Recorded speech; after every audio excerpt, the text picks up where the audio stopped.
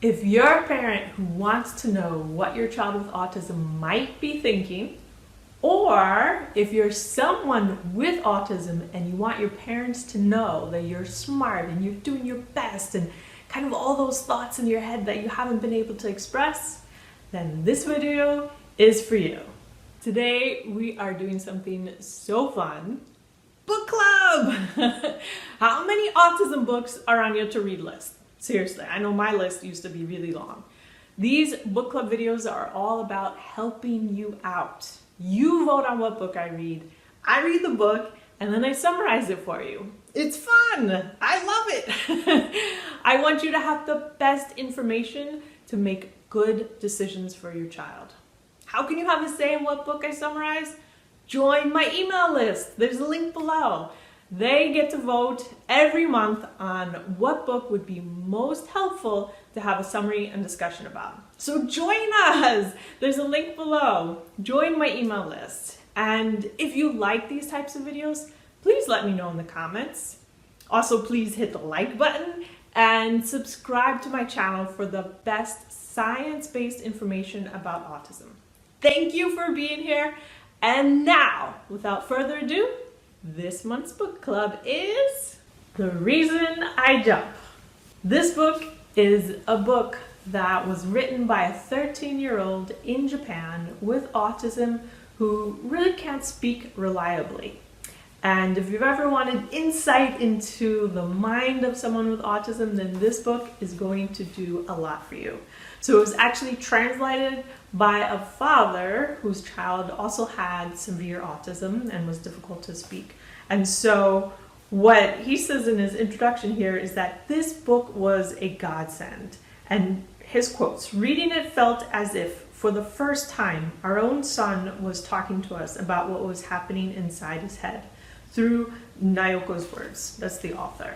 I picked out 5 really great questions that the author answers. So let me just go through these now because these are questions you've probably asked yourself. How are you writing these sentences?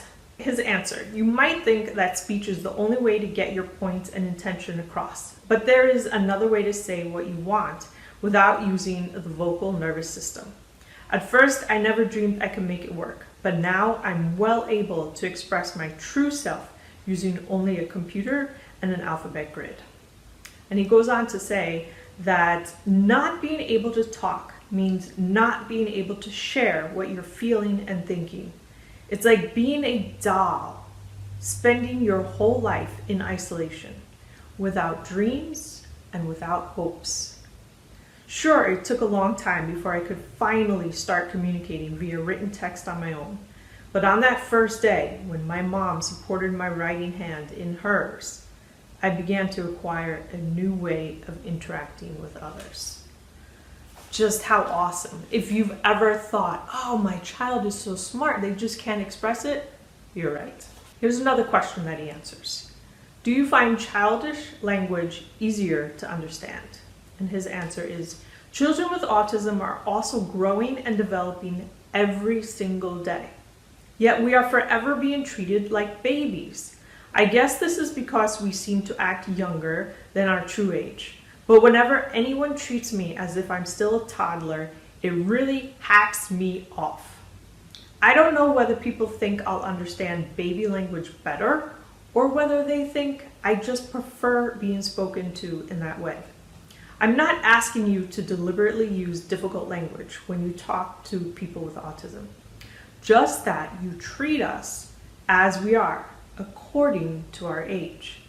Every single time I'm talked down to, I end up feeling utterly miserable, as if I'm being given zero chance of a decent future. True compassion is not about bruising the other person's self-respect. That's what I think anyway. What a great answer to a question. Here's another question. Do you prefer to be on your own? Right? Many times we think, oh, they just want to be left alone. They're just off to themselves. Here's his response. Don't worry about him. He'd rather be on his own. How many times have we heard this? I can't believe that anyone born as a human being really wants to be left alone. No, not really. Not for people with autism.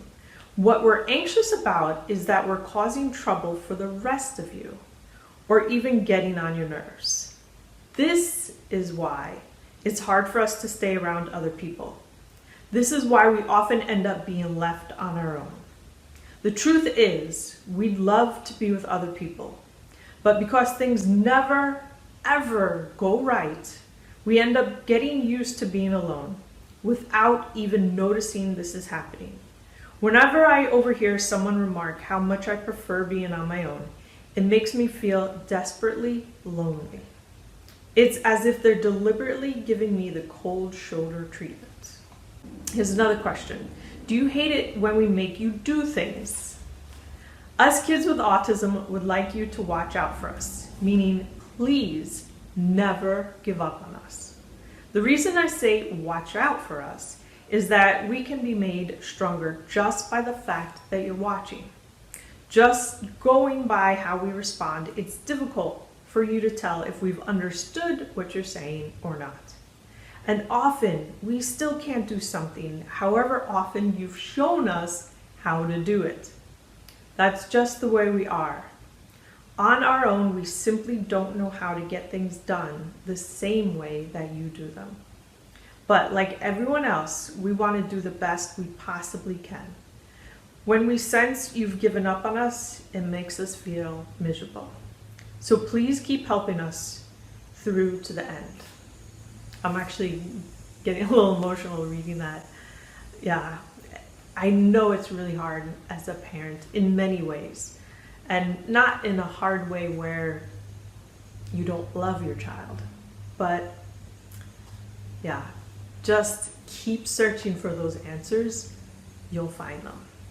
Okay, and the last question, he has a lot of great questions. I really love this book. It's a quick read. You can see it's not very thick. It was a New York Times bestseller. So definitely if you want to get more insight into the thoughts your child could have, this would be a great book to get. The last question, I love this question. Do you enjoy your free time? Here's his response. So what do you do in your free time? Because for people with autism, free time is in fact unfree time. You can do whatever you feel like doing now, someone might tell us. But actually, it's pretty hard for us to find something we do feel like doing, not just like that. If we happen to see some toys or books we're always playing with or reading, then sure, we'll pick them up.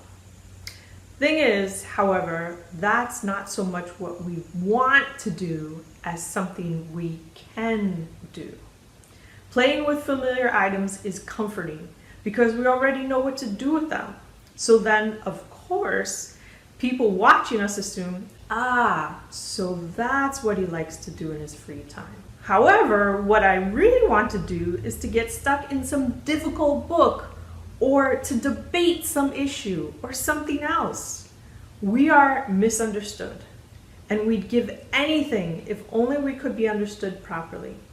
People with autism would be suffering breakdowns over this all the time if we weren't holding ourselves in so tightly. Please understand what we really are and what we're going through.